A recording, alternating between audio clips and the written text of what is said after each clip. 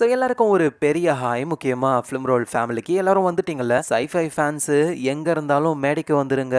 ஏன்னா ஒரு தரமான சம்பவம் காத்துக்கிட்டு இருக்கு. ஏன்னா இந்த படம் நம்மள 45,000 வருஷம் பாஸ்ட்டுக்கும் இப்ப பிரசன்ட் டைமுக்கும் அப்புறம் 2000 வருஷம் ஃபியூச்சருக்கும் கூட்டிட்டு போக போகுது. ஸோ இப்படியே ஒரு 3 காலகட்டத்துடைய கதை ஒரே நேரத்தில் நடக்கிற மாதிரி காமிச்சிருப்பாங்க. ஸோ உங்களோட டைமுக்கு ஒரு ஒர்த்தான கதை. அதனால வீடியோவை ஃபுல்லா பாருங்க. அதோட நீங்க வந்திருக்கிற உங்க ஃபிலிம் ரோலை ஞாபகமா சப்ஸ்கிரைப் பண்ணி உங்க சப்போர்ட்டையும் கொடுங்க. ஸோ இன்னைக்கு நம்ம இந்த பிளிங்க் ஆஃப் அன் ஐன்ற ஒரு சைஃபை கதைக்குள்ள தான் போக போறோம். ஸோ கதை ஆரம்பிக்கிறதே ஒரு பிக் பேங் பெரு வெடிப்புல இருந்து தான், ஒரு பயங்கரமான பிளாஸ்ட். ஸோ இதுதான் இந்த யூனிவர்ஸோடைய ஆரம்பமே. இந்த பிக் பேங்ல இருந்து தான் கேலக்சி, பிளானட்ஸ் எல்லாமே உருவாச்சு. அப்படி உருவான நம்ம பூமியோடைய கடல்கள்ல தான் முதல் உயிர் உருவாச்சு. ஒரு செல் உயிரிலிருந்து கொஞ்சம் கொஞ்சமா எவல்யூஷன் நடந்து கடல்வாழ் உயிரினங்கள் உருவாச்சு. இதுங்க தான் கடலை விட்டு வெளியே வந்து மற்ற உயிரினங்கள் மனிதர்கள்னு உருவானாங்க. ஸோ இப்போ கதை நடக்கிறது 45,000 வருஷம் பாஸ்ட்ல கடல் ஓரங்கள்ல இருக்கிற ஒரு குகையில வாழ்ந்துகிட்டு இருக்கிற ஒரு காட்டுவாசி குடும்பம். சிக்கிமுக்கி கற்களை பயன்படுத்தி நெருப்ப மூட்டுற ஒரு காட்டுவாசி. இவரோட பேரு த்ரோன். அவருக்கு ஒரு ஒய்ஃப் இருக்காங்க. அவங்க பேரு ஹெரா. அவங்க பிரெக்னெண்டா இருக்காங்க. அதோட இவங்களுக்கு லார்க்குன்னு ஒரு பொண்ணும் இருக்கா. அந்த லார்க்கு தன்னுடைய அம்மாவான ஹெராவுடைய வயிற்ற அப்படியே கட்டி பிடிச்சுக்கிட்டே இருக்காங்க.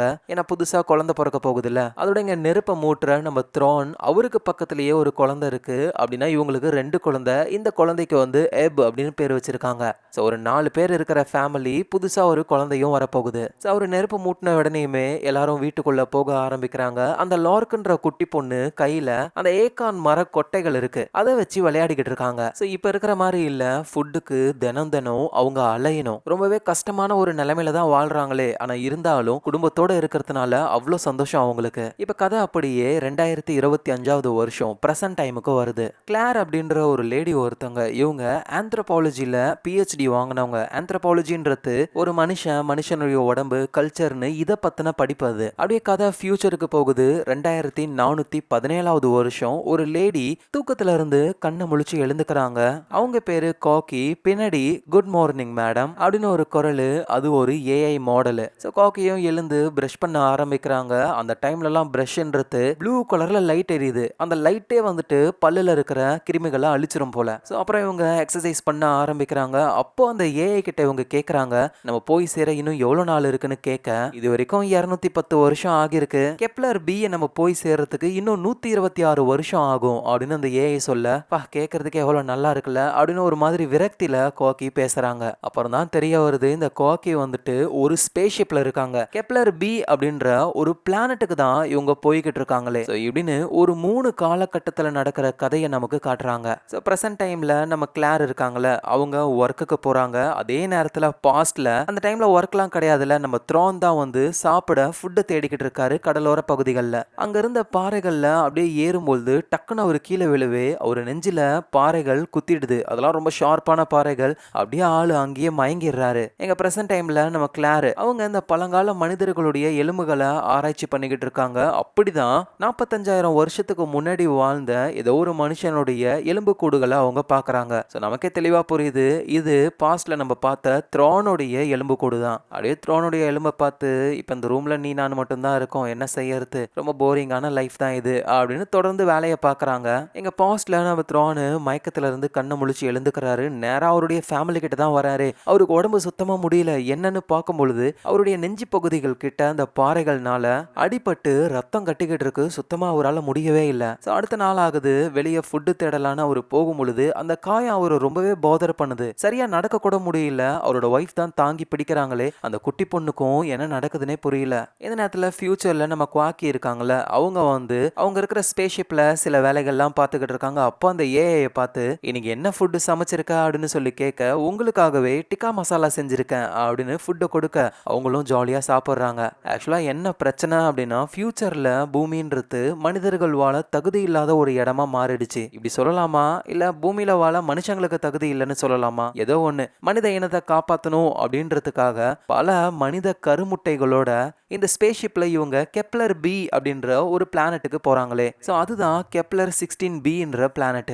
அந்த பிளானட் இருக்கிறது ஒரு பைனரி ஸ்டார் சிஸ்டம். நமக்கு வெறும் சூரியன் ஒன்று தானே இருக்கு. ஆனா அந்த பிளானட்டுக்கு வந்து 2 சூரியன்கள் இருக்கும். So, அந்த பிளானட் வந்து ஒரு ஹேபிட்டபிள் பிளானட்ன்றதுனால அங்க போயிட்டு மனித இனத்தை உருவாக்கணும் அப்படின்னு தான் இவங்க போய்கிட்டு இருக்காங்களே. ஸோ அப்ப திடீர்னு அந்த ஏஐ சொல்லுது, ஸ்பேஸ்ஷிப்ல ஆக்சிஜன் லெவல் கொஞ்சம் கம்மியா இருக்கு, கொஞ்சம் என்னன்னு கிரீன் ஹவுஸை போய் செக் பண்ணுங்க அப்படின்னு சொல்லுது. ஏன்னா அந்த ஸ்பேஸ்ஷிப்ல ஆக்சிஜனுக்காகவே நிறைய செடிகளை வளர்க்குறாங்க. அப்படி அந்த செடிகள் எல்லாம் செக் பண்ணும்போது தான் ஒரு செடி வந்து ஃபங்கல் இன்ஃபெக்ஷன்னால ஒரு மாதிரி இருக்கு. ஸோ அதனால இந்த இன்ஃபெக்ஷனை நான் கண்டுபிடிக்கணும், மற்ற செடிகளுக்கு பரவாம தடுக்கணும் அப்படின்னு அந்த வேலையில அவங்க இறங்குறாங்க. எங்க பிரசன்ட் டைம்ல நம்ம கிளாரு ஒர்க் பண்ணிக்கிட்டு இருக்கும்போது அவங்க பாய் ஃப்ரெண்ட் கூட மெசேஜ் எல்லாம் பண்றாங்க. அதுக்கப்புறமா அவங்க அம்மா கிட்ட இருந்து கால் வருது. என்னம்மா விஷயம் அப்படின்னு கேட்கும்போது தான் ஒரு ஷாக்கிங்கான விஷயம் தெரிய வருது, அம்மாவுக்கு கேன்சரா. இதை கேட்டு கிளார் ரொம்ப கஷ்டப்படுறாங்க. உடனே என்ன பண்றாங்கன்னா ஃபிளைட் பிடிச்சி அம்மாவை பார்க்கறதுக்கு போறாங்க. அங்க அம்மாவையும் கட்டி பிடிச்சி அம்மா கூடவே வீட்டில் இருக்க ஆரம்பிக்கிறாங்க. எங்க ஃபியூச்சர்ல நம்ம குவாக்கி இருக்காங்கல்ல,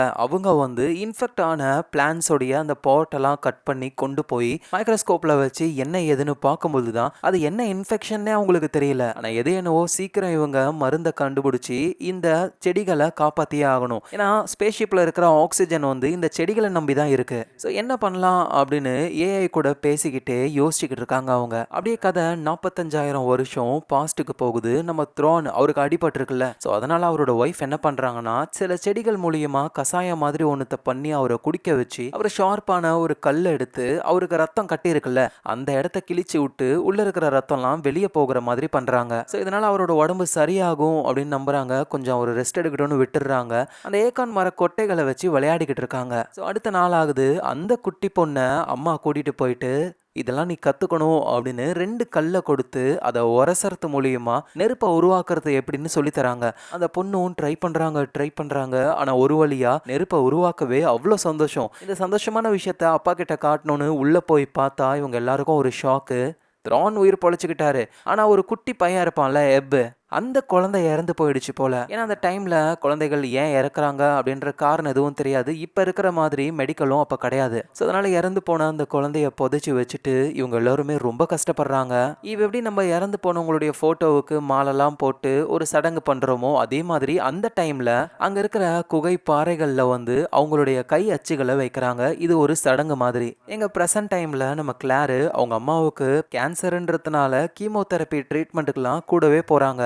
அம்மாவுக்கு அவ்வளோ சப்போர்ட்டாக இருக்காங்க. அதோட அவங்க பாய் ஃப்ரெண்டுக்கும் லேப்டாப்பில் கால் பண்ணி பேசிக்கிட்டு இருக்காங்க. அவரும் வந்து கிளாரோட மனசு இப்போ எவ்வளோ கஷ்டமாக இருக்கும் அப்படின்னு ஆறுதல் படுத்துறாரு. ஸோ அதுக்கப்புறமா கிளார் வந்து திரும்ப அவங்க ஊருக்கே வந்துடுறாங்க. தொடர்ந்து அந்த ஆராய்ச்சியை பண்ணிக்கிட்டு இருக்காங்க. அந்த பழங்கால மனுஷங்களுடைய கை எலும்பை செக் பண்ணும் பொழுது அதில் ஏதோ ஒரு வித்தியாசமான பொருள் இருக்கிறத கண்டுபிடிக்கிறாங்க. ஸோ சாகும் பொழுது இந்த பொருளை கையில் வச்சிருக்கணும், அதுவும் இது ஒரு ஆர்கானிக் பொருளாக இருக்கு அப்படின்னு அதை பற்றி தொடர்ந்து ஆராய்ச்சி பண்ணலாம்னு நினைக்கும் பொழுது திரும்பவும் அம்மா கிட்ட இருந்து ஃபோன் கால். அவங்க எடுத்துக்கிட்ட ட்ரீட்மெண்ட் எதுவும் சரியா போகலையா, அவ்வளவுதான் சீக்கிரமாவே சாக போறாங்க அப்படின்னு டாக்டர் சொல்லிட்டாங்களாம். இந்த விஷயம் கிளாருடைய மைண்டுக்குள்ள ஓடிக்கிட்டே இருக்கு. சரியா பாய் ஃப்ரெண்ட் கிட்ட கூட அவங்க பேசவே இல்லை. ஏன்னா இவங்க ஒரு டென்ஷன்ல இருக்காங்க. அம்மா சாக போறாங்க, கடைசியா அவங்க கூட இருக்கலாமா, இல்ல இவங்க ஒரு பொருளை கண்டுபிடிச்சிருக்காங்களா மனுஷ எலும்புல இருந்து, அந்த ஆராய்ச்சியை சூப்பரா பண்ணாங்கன்னா இவங்களுக்கு பேரு புகழ் எல்லாமே கிடைக்கும். ஸோ என்ன பண்ணலாம் அப்படின்னு முடிவெடுத்து கடைசியா ஆராய்ச்சியை ஸ்டாப் பண்ணிட்டு அவங்க அம்மா கிட்ட போறாங்க. ஸோ கடைசி காலத்துல அம்மா கூடவே இருக்காங்க. கடைசியா அம்மாவும் இறந்து போறாங்க. இந்த விஷயத்த பாய் ஃப்ரெண்டுக்கு ஃபோன் பண்ணியும் சொல்றாங்க. எங்க ஃபியூச்சர்ல நம்ம குவாக்கி வந்துட்டு அஃபெக்ட் ஆன எல்லா செடிகளுடைய இலைகளையும் கட் பண்ணிட்டாங்க. ஆனா என்ன பிரச்சனை ஆகுதுன்னா இப்போ ஆக்சிஜன் லெவல் ரொம்பவே கம்மியாயிடுச்சு. ஸோ முடிஞ்ச வரைக்கும் ஆக்சிஜனை இவங்க வீணாக்க கூடாது. அதனால முக்கியம் இல்லாத எலக்ட்ரிக்கல் ஐட்டம்ஸ் எல்லாம் ஆஃப் பண்ணு அப்படின்னு சொல்ல ஏஐயும் ஆஃப் பண்ணுது. லைட்லாம் ஆஃப் ஆகி அங்கங்க சின்ன சின்ன லைட் மட்டும் எரியுது. அப்புறம் குவாக்கி என்ன பண்றாங்க அப்படின்னா இந்த இன்ஃபெக்ஷனை சரி பண்றதுக்கான ஒரு ஆன்டிவைரல் போர்ஷனை ரெடி பண்ணி அது ஒர்க் ஆகுதான்னு டெஸ்ட் பண்றாங்க. ஆனா எல்லாமே ஃபெயிலியர் தான் ஆகுது. ஸோ இந்த ஸ்பேஸ்ஷிப்ல நம்ம குவாக்கி கூட பேச்சு துணைக்கு இருக்கிற ஒரே ஆள் யாருன்னா அந்த ஏஐ மட்டும்தான். ஸோ அதுகிட்ட இவங்க சொல்றாங்க, பேசாம இன்ஃபெக்ட் ஆன செடிகள் மொத்தமா அழிச்சிட்டு புதுசா செடிகளை வளர்த்தா என்ன பண்ணலாம், ஆனா இது தற்கொலைக்கு சமம். இப்ப நம்மளுடைய ஆக்சிஜன் நீடு எல்லாமே இந்த செடிகளை நம்பி தான் இருக்கு. அதை அழிக்கிறது ரொம்பவே ஆபத்தான விஷயம். அதோட 2 வருஷத்துக்கு ஆக்சிஜன் இல்லாம நம்ம இருக்கணும். ஏன்னா இந்த செடிகள்லாம் 2 வருஷம் ஆனாதான் தேவையான தேவையான ஆக்சிஜனை ப்ரொடியூஸ் பண்ணுமே. நம்ம குவாக்கியும் சரி இதுக்கு ஏதாவது ஒரு வழி கண்டிப்பா உனக்கு தெரியும், அதை சொல்லி தொலை. அதிகமா ஆக்சிஜன் பயன்படுத்துற பொருளை நம்ம ஆஃப் பண்ணிட்டோம்னா எந்த ஒரு பிரச்சனையும் இல்ல. இது நல்ல ஐடியா தான். எது அதிகமா ஆக்சிஜனை யூஸ் பண்ணுதுன்னு சொல்லும் பொழுது நீங்க தான் 98% ஆக்சிஜனை நீங்க தான் சுவாசிக்கிறீங்களே. உடனே நம்ம குவாக்கியும் அப்படின்னா ஓகே நான் இறந்து போயிடுறேன், நீ இந்த ஸ்பேஸ்ஷிப்பை அந்த பிளானட்டுக்கு கொண்டு போய் எல்லா வேலைகளையும் பாரு, அதுக்கான ப்ரோக்ராம் உங்ககிட்ட இருக்குதானே. ஆமா இருக்கு, செடிகளை என்னால நட்டு வைக்க முடியும், கருமுட்டைகளை கருவறை செஞ்சு அவங்கள பிறக்க வச்சு அவங்கள பாதுகாப்பா பாத்துக்க முடியும். ஆனா என்னன்னா அவங்கள வளர்க்க முடியாது. ஸோ ஒரு மனித குழந்தை வளரணும்னா அதுக்கு ஒரு மனுஷன் தேவை அப்படின்னு அந்த ஏஐ வந்து இன்னொரு ஐடியாவை சொல்லுது.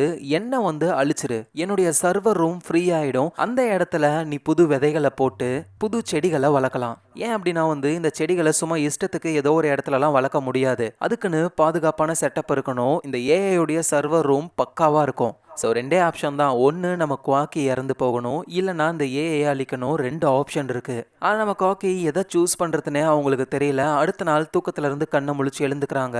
எப்பவும் போலயே குட் மார்னிங்னு அந்த ஏஐ வெல்கம் பண்ணுது. இதை கேட்கும் பொழுதே அவங்க மனசு ஒரு மாதிரி இருக்கு. ஏன்னா இந்த ஸ்பேஸ்ஷிப்பில் நம்ம குவாக்கி மட்டும்தான் இருக்காங்களே, அவங்க கூட பேச்சு துணைக்கு இருக்கிற ஒரே விஷயம் இந்த ஏஐ மட்டும்தான். அதனால ஏஐ காலி பண்ண அவங்களுக்கு விருப்பமே இல்லை. அதனால இந்த ஸ்பேஸ்ஷிப்பில் நம்ம குவாக்கி இறந்து போய் ஏஐ மட்டும் இருந்தா எவ்வளோ % மனித இனம் உயிர் பொழைக்க வாய்ப்பு இருக்கு, இல்லைனா ஏஐ அழிச்சிட்டு நம்ம குவாக்கி மட்டும் இருந்தாங்கன்னா எவ்வளோ % வாய்ப்பு இருக்குன்னு செக் பண்ணி பார்க்கும் பொழுது ஏஐயும் சிமுலேஷனை ரன் பண்ணி ரிசல்ட்டை கொடுக்குது. ஸோ ஏஐ மட்டும் இருந்துச்சுன்னா 49.9% தான் வாய்ப்பு இருக்கு. ஆனால் அதுவே குவாக்கி உயிரோட இருந்தாங்கன்னா 50.1% வாய்ப்பு இருக்கு. ஸோ ஏஐ அழிக்கணும், குவாக்கி தான் உயிரோட இருக்கணுமே, அதுதான் பர்ஃபெக்டான சாய்ஸ். ஆனால் இவங்களுக்கு சுத்தமாக மனசே வரல. ஸோ நைட்டு முழுக்க நம்ம குவாக்கியால் தூங்கவே முடியல. என்ன பண்ணலாம்னு யோசிச்சு டக்குன்னு ஒரு முடிவு எடுக்கிறாங்க. நேரா அந்த ஏஐ உடைய சர்வர் ரூமுக்கு வராங்க. அந்த இடமே அப்படியே ப்ளூ கலர்ல பார்க்கவே பயங்கரமா இருக்கு.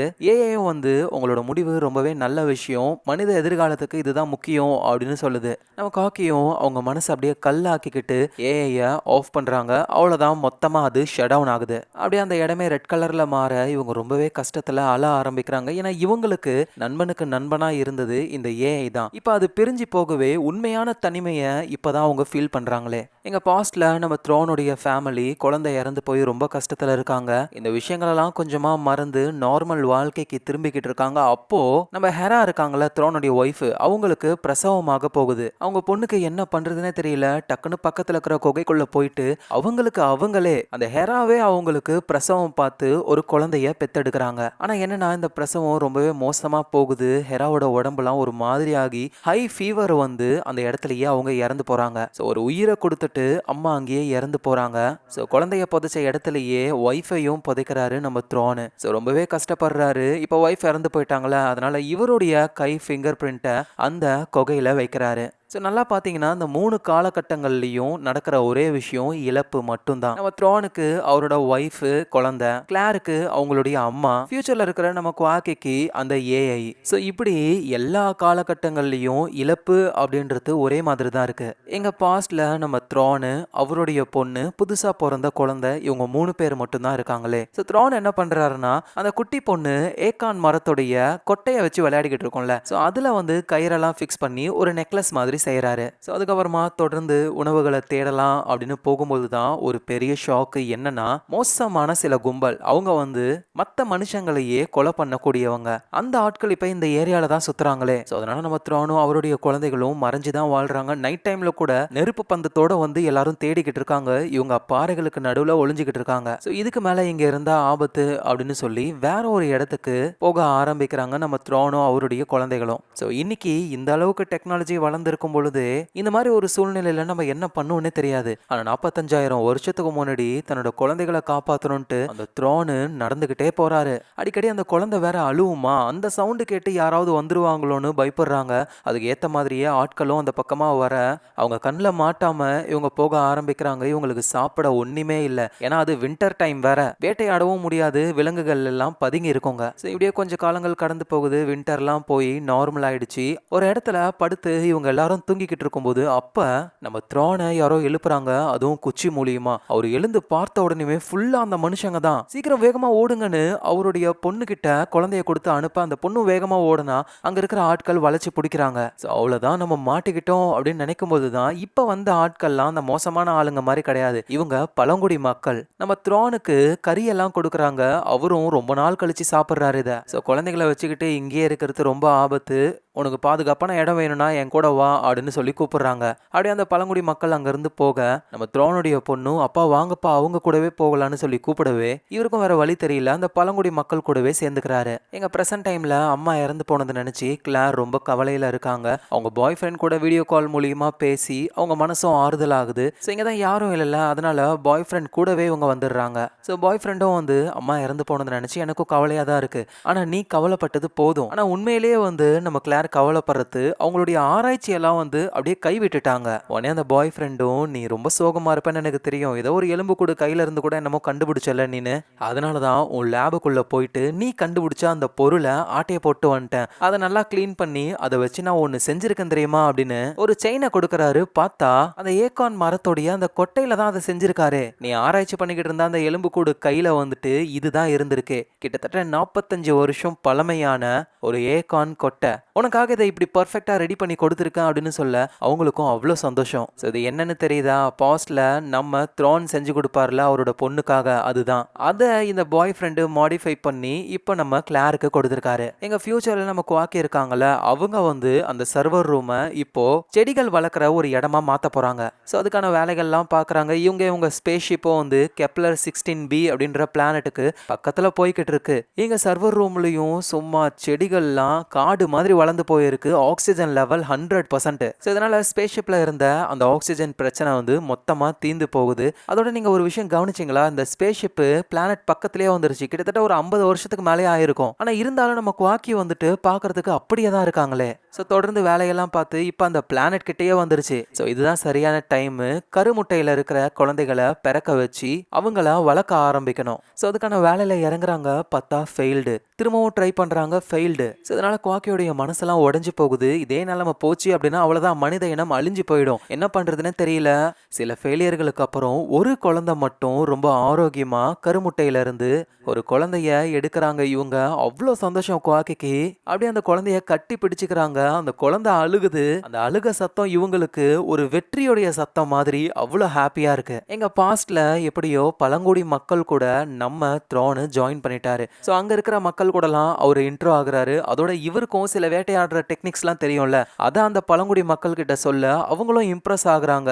ஸோ இவனும் நம்ம கூட்டத்தில் ஒருத்தன் தான் அப்படின்னு அவங்க தங்கி இருக்கிற இடத்துக்கு போனா அவ்வளோ மக்கள் வாழ்ந்துகிட்டு இருக்காங்க. அவ்வளோ பேரையும் பார்த்து நம்ம த்ரோனுக்கு பயம்தான் வருது. ஸோ உங்களுக்கு நாங்க இருக்கோம் அப்படின்ற மாதிரி அந்த பழங்குடி மக்கள் நம்ம த்ரோனையும் அவருடைய குழந்தைகளையும் கூட்டிட்டு போறாங்க. எங்க பிரசன்ட் டைம்ல பல வருஷங்கள் ஆயிடுச்சு. நம்ம கிளார் வந்து பாய் ஃப்ரெண்டையே மேரேஜ் பண்ணி கல்யாணம் பண்ணி நியூ இயர் பார்ட்டியும் கொண்டாடி ஆள் ரொம்ப டயர்ட்ல இருக்காங்க. இப்ப பிரெக்னெண்டா இருக்காங்க. ஆனா ஆல்ரெடி அவங்களுக்கு ஒரு குழந்தை பிறந்திருக்கு. அந்த பையன் அப்படியே பெட்ல படுத்து தூங்கிக்கிட்டு இருக்க நம்ம கிளாரும் அந்த பையனை பாக்குறாங்க. ஸோ நம்மளால தான் எந்தவித ஆராய்ச்சியும் பண்ண முடியல, ஒரு சாதனை பண்ண முடியல, என் பையன் வளர்ந்து கண்டிப்பா ஒரு பெரிய ஆளா ஆவான் அப்படின்னு நம்பிக்கை வைக்கிறாங்க. அந்த பையனுக்கும் நேச்சுரலாவே இந்த மாதிரி மனிதர்களுடைய வரலாறு பத்தி அவ்வளோ ஆர்வம் இருக்கு. அப்படி ஒரு மியூசியமுக்கு போகும் பொழுது அங்க நியோண்டர்தால் அப்படின்ற ஒரு மனித இனம் ஒண்ணு, 40,000 வருஷத்துக்கு முன்னாடி வாழ்ந்தவங்க, அவங்க எப்படி இருந்திருப்பாங்கன்னு ஒரு போட்டோவும் இருக்கு. பார்க்க யார் மாதிரி இருக்காரு, நம்ம த்ரோன் மாதிரி தான் இருக்காரு. ஸோ அந்த மனிதர்கள் ஒரு ஃப்ளூட் மாதிரிலாம் செஞ்சிருக்காங்க, அதுவும் அங்க இருக்கு. அந்த மனிதர்களை பத்தி அங்க இருந்த கைடு பேச ஆரம்பிக்கிறாரு.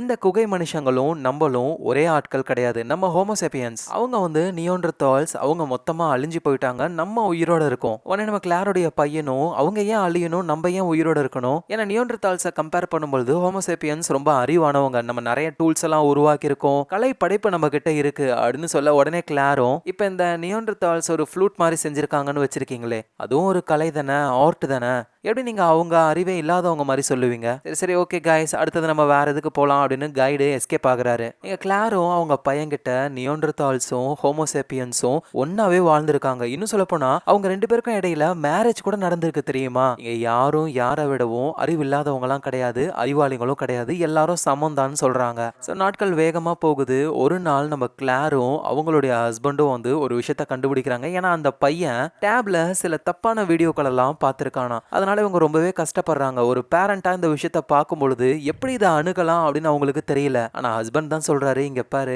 எல்லாருமே லைஃப்ல இந்த ஸ்டேஜ தாண்டி தான் வருவோமே. ஆனா ஏன் இவ்வளோ பெருசா பிரச்சனை ஆகுது அப்படின்னா, இந்த விஷயங்கள் சரியும் இல்ல, தப்பும் இல்ல. அதுதான்." இப்படின்னு பசங்க வளரும்பொழுது நடக்கிற பிரச்சனைகள பத்தி அவங்க பேச ஆரம்பிக்கிறாங்க.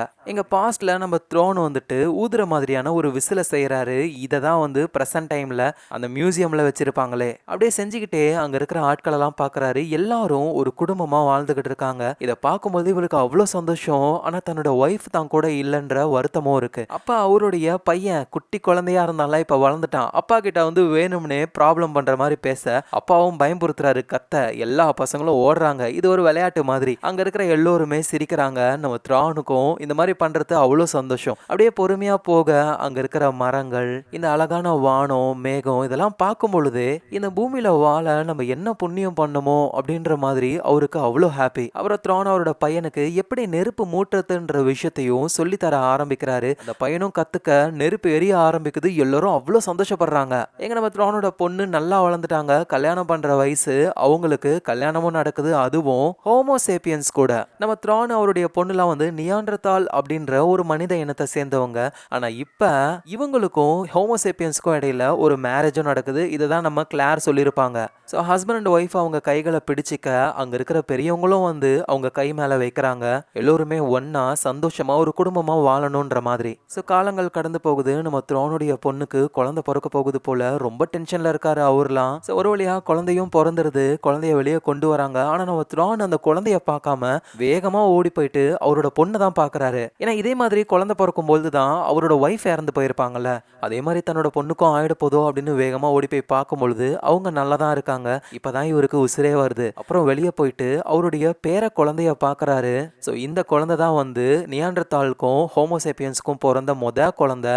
அதோட இந்த குழந்தை தான் நம்ம மனுஷன் இனம் உருவானதே இந்த குழந்தையில இருந்து தான். ஸோ டெக்னிக்கலி ஹோமோசேப்பியன்ஸ் நியோண்டர்தாலுன்ற 2 இனத்தோடைய கலப்பம் தான் நம்ம. ஆனா லுக்ஸ் வந்து ஹோமோசேப்பியன்ஸ் மாதிரி இருக்கிறதுனால எல்லாருமே ஹோமோசேப்பியன்ஸ் அப்படின்னு தான் நினைக்கிறாங்க. ஆனா நிறைய அறிவு, ஸ்கில் எல்லாமே நியோண்டர்தால் கிட்ட இருந்தும் நமக்கு வந்திருக்கு. ஸோ அந்த குழந்தைய பார்த்து நம்ம த்ரான் ரொம்பவே சந்தோஷப்படுறாரு. எங்க ஃபியூச்சர்ல நம்ம குவாக்கி இருக்காங்கல்ல, அவங்க வந்து அந்த குழந்தைய வளர்க்குறாங்க. குழந்தையும் நல்லா வளர்ந்துருது. இன்னும் சொல்ல போனா அந்த பிளானட்டுக்கே வந்து அதோடைய ஆர்பிட்ல தான் சுத்திக்கிட்டு இருக்காங்க. அந்த பிளானட்ல வந்து மனுஷங்க வாழ முடியாது. ஏன்னா ஆக்சிஜன் சுத்தமா இல்லை. ஸோ அதுக்காக இந்த ஸ்பேஸ்ஷிப்குள்ள இருந்தே ட்ரோன்ஸை யூஸ் பண்ணி வெளியே மரங்களை நட ஆரம்பிக்கிறாங்க. ஸோ இதெல்லாம் எப்படி பண்ணணும், இந்த ஸ்பேஸ்ஷிப்ல இருக்கிற கண்ட்ரோல்ஸ்லாம் என்ன அப்படின்னு அந்த குழந்தைக்கும் அவங்க சொல்லி தராங்க. அதுதான் அந்த குழந்தைக்கு ஒரு டவுட்.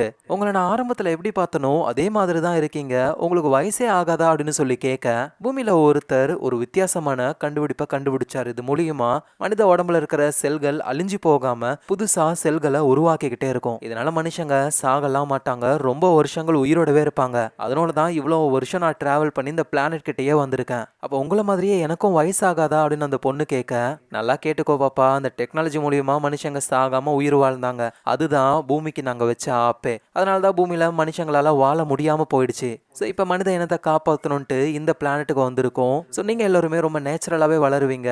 ஒரு மனுஷனுக்கு பிறப்பும் இறப்பும் ரொம்ப ரொம்ப முக்கியம் அப்படின்னு சொல்கிறாங்க.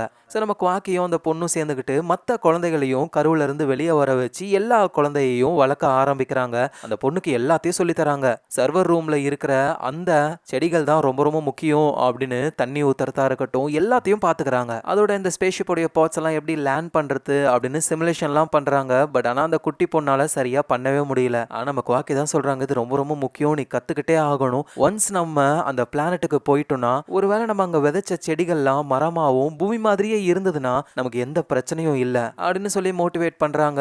பல வருஷங்கள் கடந்து போகுது. அந்த பொண்ணுலாம் நல்லா பெருசாகவே வளர்ந்துட்டாங்க. எல்லாருமே சேர்ந்து ஒரு பாட் மூலியமா பூமிக்கு வர ட்ரை பண்ணுறாங்க. அதாவது அந்த கெப்லர் 16bன்ற அந்த பிளானட்டுக்கு. ஸோ சக்ஸஸ்ஃபுல்லாக அந்த பிளானட்ல லேண்டும் ஆயிட்டாங்க. ஆனால் அந்த பிளானட் வந்து செடிகள்லாம் வளர்ந்துருக்குமா இல்லை நரகம் மாதிரி இருக்குமான்னு தெரியல. எதுக்கோ பாதுகாப்புக்காக சூட்டெல்லாம் போட்டுக்கிறாங்க நம்ம குவாக்கி. அப்படியே கதை பிரசன்ட் டைமுக்கு வருது. பார்த்தா ஒரு பர்சன் எல்லாரும் முன்னாடியும் ஏதோ ஒரு பிரசன்டேஷனை கொடுக்குறாரு. என்ன அப்படின்னா, மனிதர்களா இருக்கிற நமக்கு இருக்கிற பிரச்சனை என்ன? ஒரு குறிப்பிட்ட லெவலுக்கு மேல நம்மளுடைய செல்கள் புதுசா உருவாகாது. இருக்கிற செல்கள் அழிந்து போய் நம்ம எல்லோருமே இறந்து போயிடுவோம். ஆனா 40,000 வருஷத்துக்கு முன்னாடி இருந்த பழங்கால மனிதர்களுடைய எலும்புக்கூடுகள் இருக்கிற டிஎன்ஏவை எடுத்து பார்க்கும் பொழுது அதுல இந்த செல்கள் அழியாம புது செல்கள் உருவாகிற மாதிரியான ஒரு இன்ஃபர்மேஷன் இருக்கிறத நாங்க கண்டுபிடிச்சோம். நம்மளோட டிஎன்ஏன்றது ஃபுல் ஆஃப் இன்ஃபர்மேஷனால ஆனது. நமக்கு தேவையான இன்ஃபர்மேஷனை அதுல இன்புட் பண்ண முடியும். ஸோ அப்படி நம்மளோட டிஎன்ஏவை அல்டர் பண்றதன் மூலியமா நமக்கு புது செல்கள் உருவாகிக்கிட்டே இருக்கும். இது மூலியமா பல வருஷங்கள் நம்மளால உயிரோட இருக்க முடியும் அப்படின்னு அவருடைய கண்டுபிடிப்பை பத்தி சொல்றாரு. இவர் யாருன்னு பார்த்தா நம்ம கிளார் இருப்பாங்கல்ல, அவங்களுடைய பையன் தான். தான் பையனும் ஒரு பெரிய ஆராய்ச்சியாளரா ஆகணும்னு அவங்க ஆசை. ஸோ அதனால ஃபுல் சப்போர்ட் பண்ணி அவங்க பண்ண அந்த 40,000 வருஷம் நம்ம த்ரானுடைய டிஎன்ஏவெல்லாம் வச்சு செக் பண்ணி பார்த்து அதுல இருக்கிற ஒரு இன்ஃபர்மேஷனை இப்ப மாடர்ன் மனுஷங்களோட இன்ஃபர்மேஷனோட சேர்த்து ஒரு புது டிஎன்ஏவை உருவாக்குறாங்க. இது மூலியமா மனுஷங்க சாவே இல்லாத வாழ்க்கைய வாழலாம். இதை தான் ஃபியூச்சர்ல நம்ம குவாக்கியும் சொல்லியிருப்பாங்க.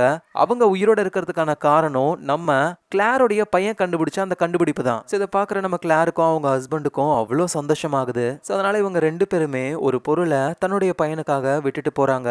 அவரும் வந்து எடுத்து பார்க்குறாரு. பார்த்தா அந்த ஏகான் கொட்டை இருக்கும்ல, அதுதான். இதையும் ஃபியூச்சருக்கு கொண்டு போ அப்படின்னு சொல்லி எழுதியிருக்காங்க. ஸோ அப்படியே வருஷங்கள் கடந்து போகுது. நம்ம கிளாருக்கு வயசாகுது. ஏன் அப்படின்னா அந்த டெக்னாலஜி ஆல்ரெடி வயசாக ஆரம்பிச்சிட்டாங்கல்ல, அவங்களுக்குலாம் வேலை செய்யாது. ஸோ ஒன்ஸ் எங்க இருக்கும் பொழுதே அந்த டிஎன்ஏவை சேஞ்ச் பண்ணி ஆகணும். ஸோ அதனால கிளாரும் வயசாகி இறந்து போறாங்க.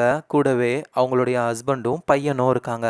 எங்க பாஸ்ட்ல அந்த ஏகான் கொட்டை இருக்குல்ல, நம்ம த்ரான் செஞ்சு கொடுத்தாரு, அது அவரோட பொண்ணு கிட்ட தான் கொடுத்தாரு. ஆனா அந்த பொண்ணு இப்போ அவங்க வாரிசு கிட்ட கொடுக்குறாங்க. இப்படி தலைமுறையா அந்த கார்ன் வந்துட்டு டிராவல் பண்ண ஆரம்பிக்குது. ஒரு கட்டத்துல நம்ம த்ரானும் வயசாகி ஆளு இறந்து போறாரு. அதை நினைச்சு எல்லாரும் ரொம்ப கஷ்டப்படுறாங்க. அவருக்கு இறுதி மரியாதையா அவங்க வாழ்ந்த அந்த கொகைக்கே போய் தன்னுடைய கை பிரிண்ட்டை வைக்கிறாங்க நம்ம த்ரானுடைய பொண்ணு. எங்க ஃபியூச்சர்ல அவ்வளவுதான், அந்த பிளானட் நம்ம வாழ தகுதி உள்ளதா இருக்கா இல்லையான்னு பாக்குறதுக்காக டோரை திறக்க போறாங்க. அப்ப நம்ம குவாக்கி முதல்ல ஒரு குழந்தைய வந்துட்டு உருவாக்கி இருப்பாங்கல்ல, அந்த குழந்தை வந்து முக்கியமானதை விட்டுட்டு போயிட்டீங்களே அப்படின்னு ஒன்னு எடுக்கிறாங்க. பார்த்தா அது ஏகான்ன்ற அந்த கொட்டை தான், தங்க கலர்ல இருக்குமே. இதை தான் வந்துட்டு நம்ம கிளார் அவங்க பையன்கிட்ட கொடுத்துருப்பாங்க, இதை ஃபியூச்சருக்கு கொண்டு போ அப்படின்னு. அதனால அவரும் வந்து அவருடைய தலைமுறைக்கு அப்படியே கொடுத்து இப்போ புதுசா ஒரு மனித இனம் வேற ஒரு பிளானட்ல உருவாகும் பொழுதும் இதை எடுத்துட்டு போங்கன்னு கொடுத்துருக்காங்க. அப்படிதான் இங்க வந்திருக்கு. ஸோ அதை வந்து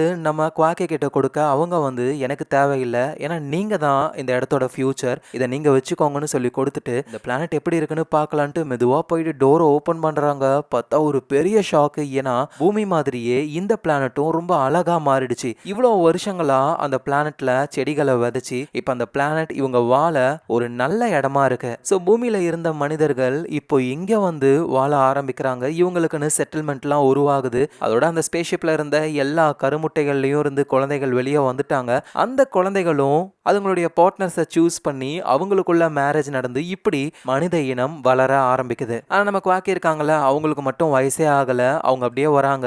இவங்க முதல்ல கருவுல இருந்து வெளியே கொண்டு வந்த அந்த குழந்தை இப்போ வயசாகி இறந்தே போயிடுச்சு. ஸோ அதை பார்த்து இவங்க ரொம்பவே கஷ்டப்படுறாங்க. ஸோ மனிதனா பிறந்த எல்லோருக்குமே பிறப்பு இறப்பு அப்படின்றது நடந்தே தீரணும். ஆனா நம்ம குவாக்கி அந்த இறப்புன்ற விஷயத்த அப்படியே அழிச்சிட்டாங்க. இதனால எவ்வளவு பெரிய ப்ராப்ளம் வந்திருக்குன்றதும் தெரியும். அதோட தொடர்ந்து அவங்களுக்கு பிடிச்ச ஒவ்வொருத்தர் இறக்கும் பொழுதும் இவங்க உயிரோட இருந்தாலும் இவங்களும் இறந்துகிட்டே தான் இருப்பாங்க. இந்த மனிதர்களுடைய கதை லட்சக்கணக்கான வருஷங்களா தொடர்ந்துட்டு இருக்கு. குகைவாசிகளா இருக்கும் பொழுது நம்ம த்ரான் செஞ்ச அந்த ஏகான்ன்ற கொட்டை அது தலைமுறையா கடந்து வந்து ஒருத்தர் இறக்கும் பொழுது அவர் கையில கிடந்திருக்கு. அதை தான் நம்ம கிளார் கண்டுபிடிச்சிருப்பாங்க. ஆனா அவங்க ஆராய்ச்சி ஸ்டாப் ஆயிடுச்சு. இருந்தாலும் அவங்க பாய் ஃப்ரெண்டு அந்த பொருளை எடுத்துடுறாரு. அது ஒரு ஏகார்ன் தான் அப்படின்னு தெரிஞ்சிருச்சு. ஏன்னா இத்தனை வருஷங்கள்ல அது வந்து கல் மாதிரி ஆயிருக்கும். ஸோ அதனால அதுக்கு மேலேயே தங்கத்தினாலேயே ஏகார்ன் மாதிரியே ரெடி பண்ணி அதை நெக்லஸாக கொடுக்குறாரு. அது அவருடைய பையனுக்கு டிராவல் பண்ணி ஃபியூச்சர்ல ஸ்பேஸ்ஷிப்ல வேற ஒரு பிளானட்டுக்கே அதை கொண்டு வந்திருக்காங்க. அதோட மனிதர்கள் மட்டும் இந்த பிளானட்டுக்கு வரல, அங்கிருந்து செடிகளையும் கொண்டு வந்து அந்த செடிகளுக்கும் ஒரு புது வாழ்க்கை உருவாகி இருக்கு. ஸோ நம்மளை பொறுத்த வரைக்கும் நம்மளுடைய வாழ்க்கை அப்படின்றது பல லட்சக்கணக்கான வருஷங்களா இருக்கு. ஆனா இந்த பூமி, இந்த பிரபஞ்சம் இதுங்களுடைய பாயிண்ட் ஆஃப் வியூல இருந்து இது ஜஸ்ட் இந்த பிளிங்க் ஆஃப் அன் ஐ தான் அப்படின்னு இந்த படத்துடைய கதை இங்கேயே முடியுது. எனக்கு மற்ற ஜானர் படங்களை விட சைஃபை ரொம்ப பிடிக்கும். ஏன் அப்படின்னா சைஃபை படங்கள்லாம் நம்ம யோசிச்சே பார்க்க முடியாத விஷயங்களை வச்சு எடுத்திருப்பாங்க. ஆனா அதுல பியூட்டியே அந்த விஷயங்கள்லாம் ஃபியூச்சர்ல நடக்கவும் செய்யலாம் அப்படின்றது தான். ஸோ உங்களுக்கு இந்த படம் பிடிச்சிருந்ததா, எப்படி இருந்ததுன்னு கீழே கமெண்ட்ல சொல்லுங்க. அதோட உங்க ஃபிலிம் ரோலை ஞாபகமா சப்ஸ்கிரைப் பண்ணி உங்க சப்போர்ட்டை கொடுங்க. நாளைக்கு நம்ம வேற லெவல் மூவில பார்க்கலாம். Lots of love guys.